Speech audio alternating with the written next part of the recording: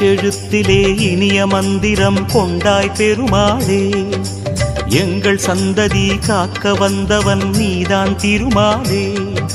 கஷ்டம் நீக்கிடும் கருணை தெய்வமே கலியுக பெருமாளே. காலம் காலமாய் காவல் தந்திடும் கோகுல திரு